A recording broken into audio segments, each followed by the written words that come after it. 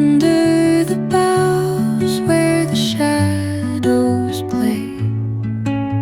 The wind hums. Namaste everyone, welcome to a very special episode of our podcast series from GMC Ratlam. मैं हूं Pragya Tiwari, MBBS third year student और मेरे साथ मेरी को होस्ट है कृतिका बुलानी। बात करने वाले हैं एक ऐसे सब्जेक्ट के बारे में जिससे हर मेडिकल स्टूडेंट थोड़ा स्टार्टिंग में डरता है और वो है फार्माकोलॉजी। और हमारे साथ हैं वो टीचर जिनके लेक्चर्स हमें हमेशा इंस्पायरिंग और इंटरेक्टिव लगते हैं। Doctor Das sir, HOD of pharmacology department. Sir, आपका हम तहे दिल से स्वागत करते हैं। Thank you, Kritika. Thank you, Pragya. Yes. Thank you for having me in this show, and I'm really happy both of you have chosen to highlight a subject called pharmacology, which has paramount importance for budding physicians to develop their prescribing skills. If you do not have very good prescribing skills, probably you will not be labeled as a future eminent physician. Yes sir, मेरा सबसे पहला सवाल ये है, आपके नज़रिए से pharmacology का असली अर्थ क्या है? क्या ये सिर्फ ड्रग्स का नाम और डोज याद करने का सब्जेक्ट है या इससे भी ज़्यादा कुछ? वेल, फार्माकोलॉजी ड्रग्स का नाम और डोज याद करने तक ही सीमित नहीं है। एक्चुअली फार्माकोलॉजी को अगर सिंपलेस्ट वे में एक्सप्लेन करें तो it is all about drug body interactions, and that interaction will eventually lead to some outcome.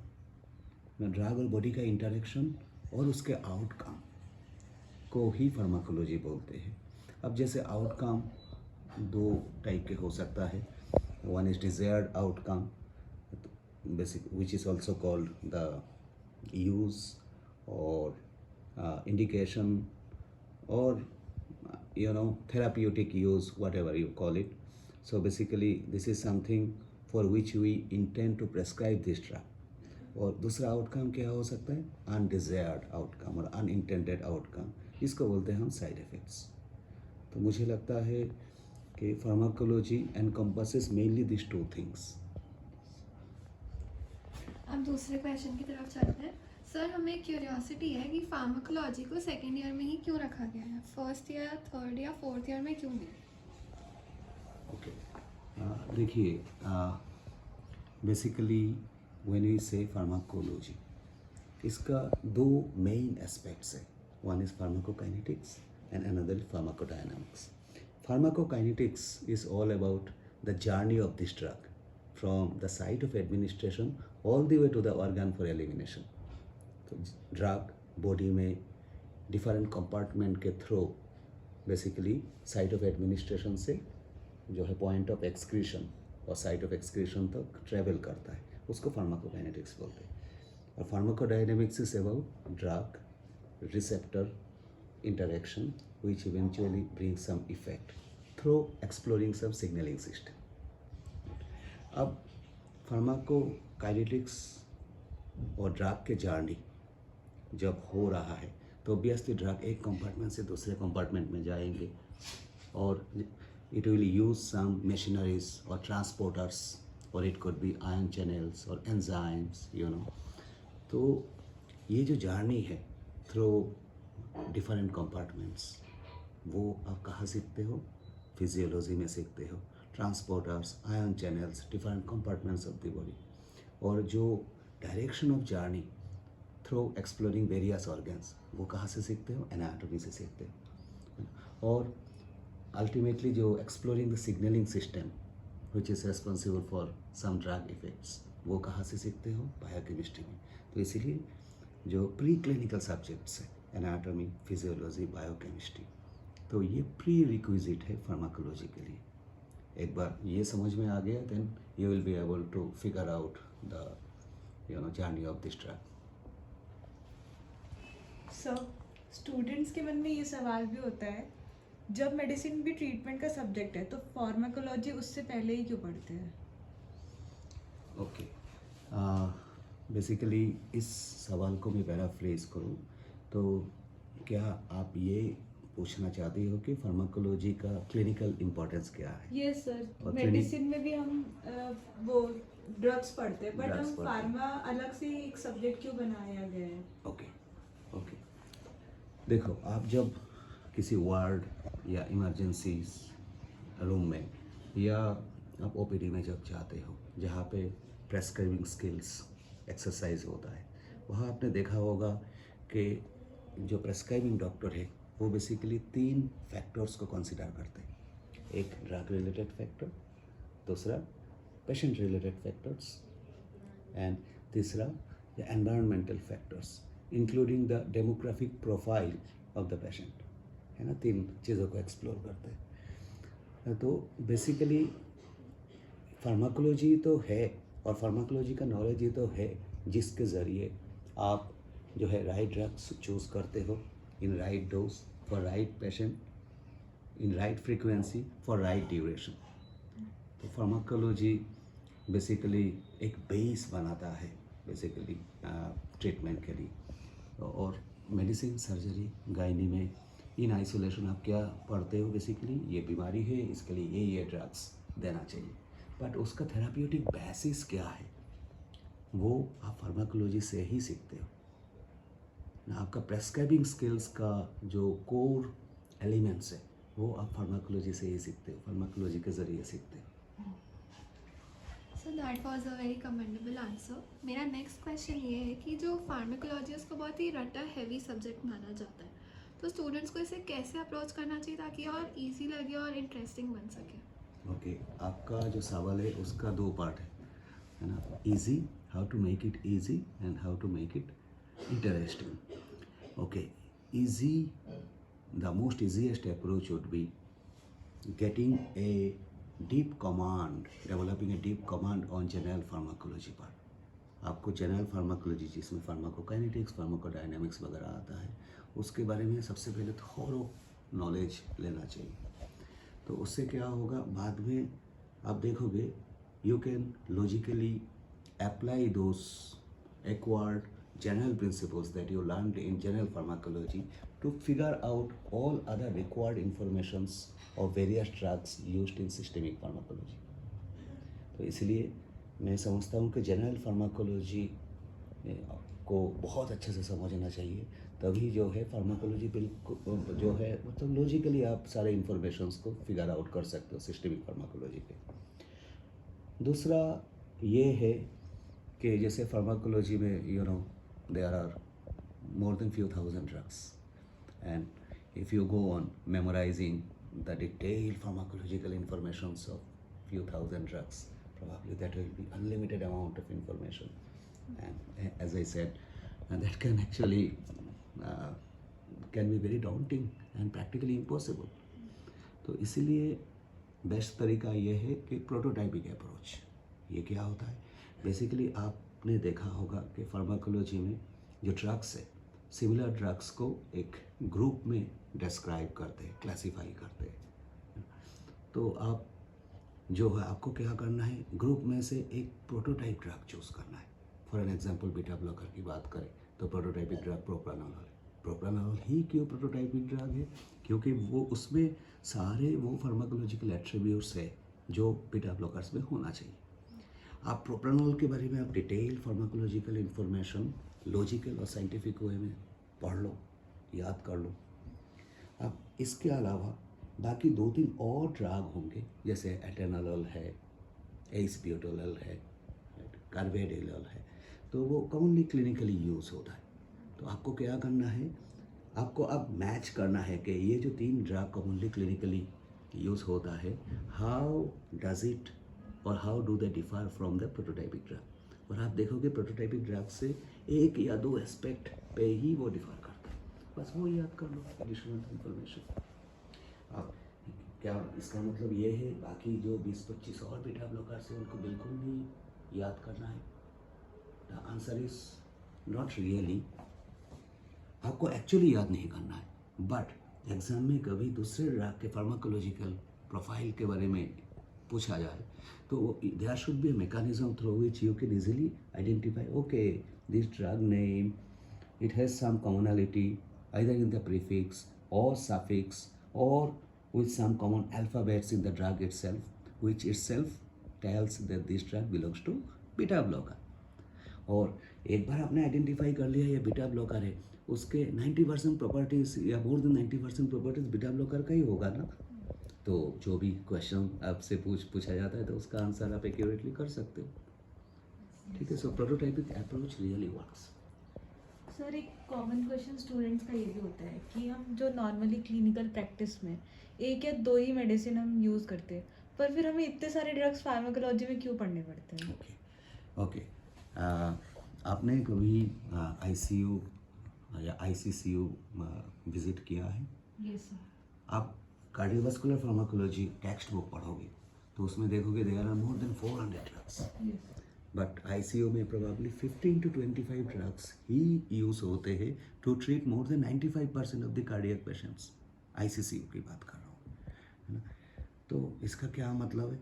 इसका मतलब ये है कि बेसिकली आपको जो 15 to 25 ड्रग्स है उन्हीं के बारे में इन डिटेल्स पढ़ना है, और बाकी सारे ड्रग्स के बारे में एक जनरल अंडरस्टैंडिंग होना चाहिए, so that eventually perspectively down the line अगर आपको एटिपिकल पेशेंट ट्रीट करना पड़े तो आप जो है बाकी ड्रग को भी यूज़ कर पाओ।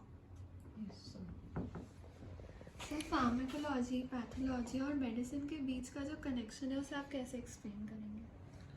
वेल, देखिए, फार्माकोलॉजी, पैथोलॉजी, मेडिसिन और मैं थोड़ा सा और एक्सटेंड करता हूँ बायोकेमिस्ट्री एंड फिजियोलॉजी, ये पांचों को मिला के इसको बोलते हैं the core subjects of MBBS course, क्योंकि once if you are thorough in all 5 subjects you will see that all other subjects that automatically fit into it, है ना। तो ये आपका एक एमबीबीएस या फिजिशियन का एक जो कोर कॉन्सेप्ट है उसको बना देती है, और बाकी सब्जेक्ट जो है ऑटोमेटिकली उसमें आप टॉप अप कर सकते हो या फिट कर सकते हो।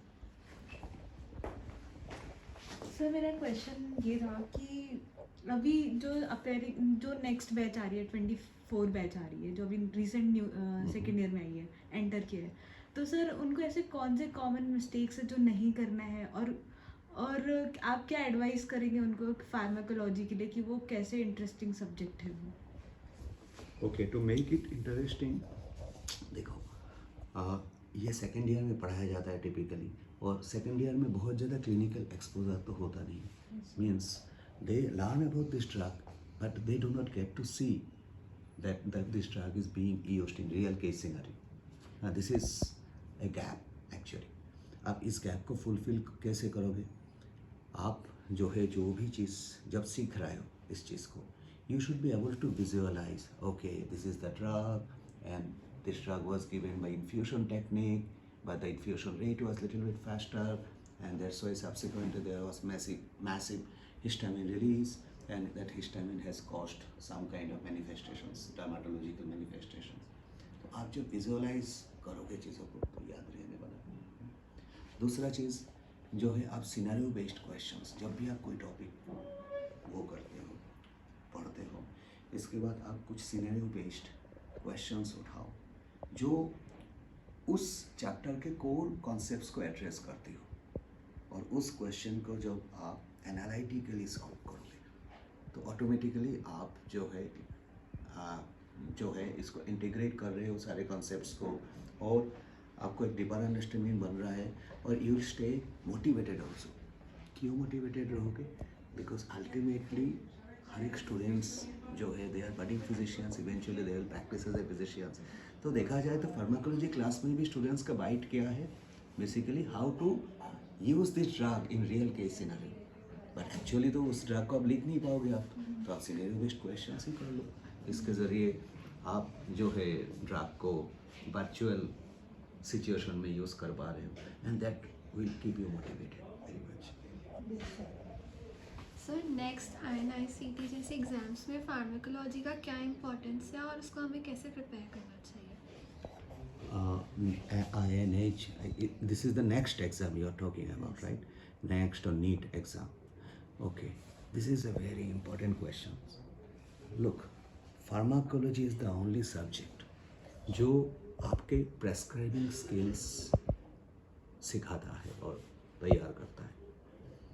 आप फार्माकोलॉजी सब्जेक्ट को अगर नीट के लिए पढ़ते हो तो there can be various strategies. One strategy would be, just going over superficially the drug classifications and their mechanism of action, little bit, indications, contraindications, that's it.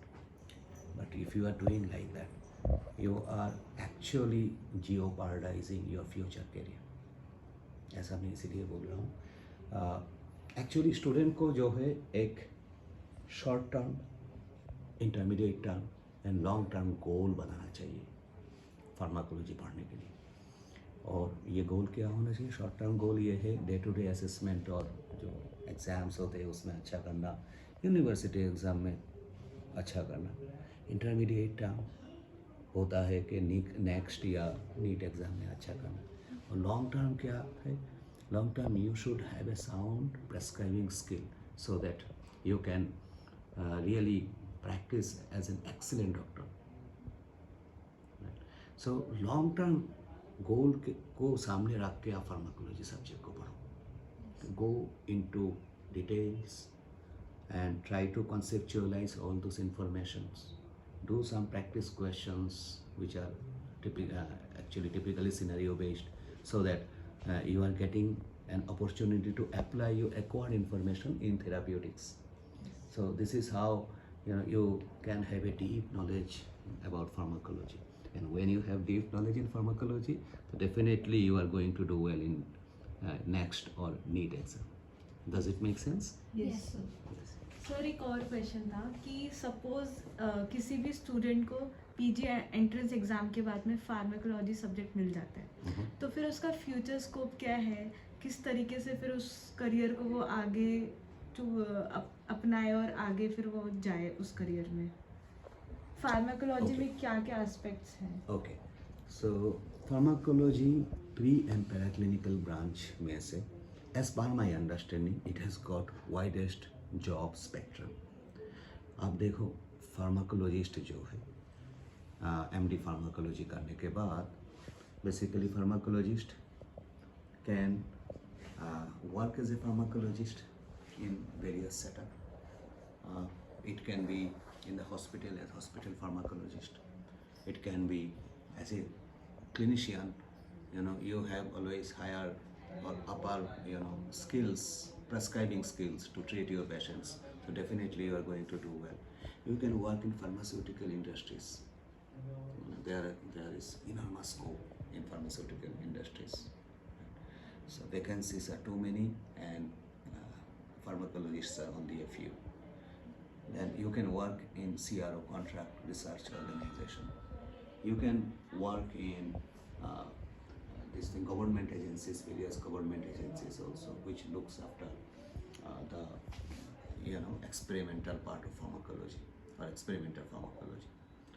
And last but not the least, your research career is very much open. Because major chunk of researchers which are paid researchers, so they what I have seen, many pharmacologists, they carve out their career over there. Sir अपने teaching के साथ साथ singing में भी काफ़ी ज़्यादा passionate है, तो इस पॉडकास्ट को कंक्लूड करते हैं. आप कुछ गा के सुना दीजिए. ठीक है. देखिए, सिंगिंग जो है मेरे लिए एक थेरेपी है और उसका मैनिफेस्टेशन शायद मेरे क्लास में होता है. ये कोई स्टूडेंट्स ने ऐसा महसूस किया है और आप लोगों ने भी किए होंगे. चलो मैं 2 लाइन. हम होंगे कामयाब, हम होंगे कामयाब, हम होंगे कामयाब एक दिन. ओ मन में है विश्वास, पूरा है विश्वास, हम होंगे कामयाब एक दिन. Thank you very much. Thank you sir. Sir आपके आंसर्स ने फार्माकोलॉजी को और क्लियर और मीनिंगफुल बना दिया है. Thank you so much for sharing your knowledge and guidance with us. और जीएमसी रतलाम के हर स्टूडेंट की तरफ से हम आपको थैंक यू बोलना चाहेंगे for being such an inspiring and interactive teacher. Thank you. It is always a pleasure and it is Thank very you. Satisfying for me. Thank you listeners. मिलते हैं अब हम अपने नेक्स्ट पॉडकास्ट में. Thank you.